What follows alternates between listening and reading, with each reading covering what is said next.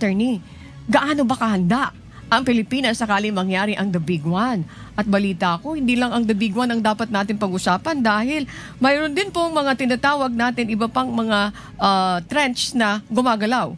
Like the Manila Trench na pwedeng ang projected na earthquake na pwedeng magresulta sa 8.2 earthquake, which is mas destructive compared dito sa The Big One. At mayroon pa itong nakaambang tsunami. Can you please clarify that once and for all?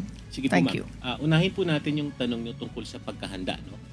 Marami pong aspeto ng paghahanda. At dito po tayo nagbabanggit patungkol sa ating disaster response.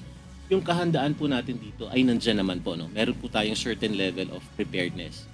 Nagagawa po natin yung ating nationwide simultaneous earthquake drill, yung pong ating pag-invest sa mga kagamitan at teknolohiya upang makapag-rescue po tayo, yung pong ating interagency coordination sa pamamagitan po ng ating National Disaster Risk Reduction Management Council ay nandyan po, napakalakas po nito.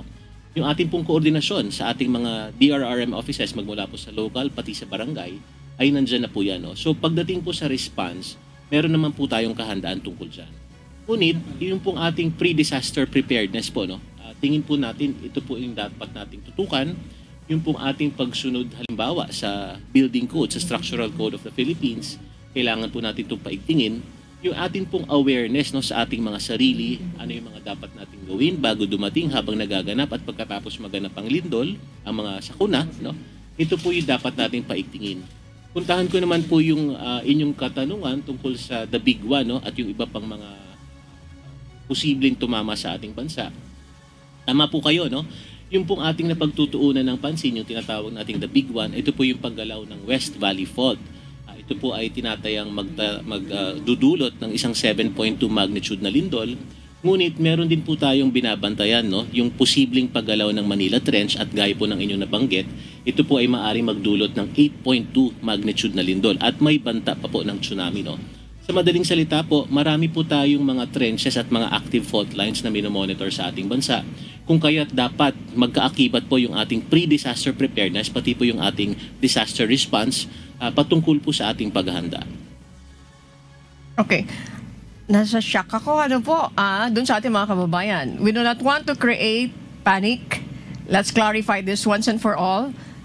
What attorney is doing here from the Office of Civil Defense, they are creating awareness dun sa ating mga kababayan. Ano po?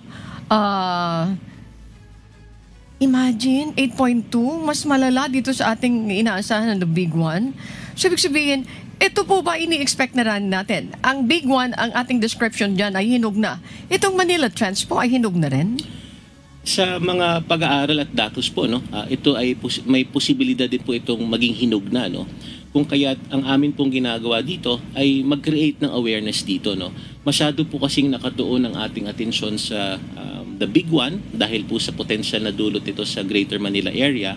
Pero in terms of magnitude po, mas malakas po yung posibleng paggalaw ng Manila Trench. Kung kaya't ang atin pong sinasadya dito ay wag lang po magtuon sa isang posibilidad. No? Sa ating bansa, we have 6 active trenches. We have more than 70 fault lines, no, na binomonitor sa ating bansa. At yung ating pong paghahanda, talaga pong kailangan pa po nating pag-ibayuhin.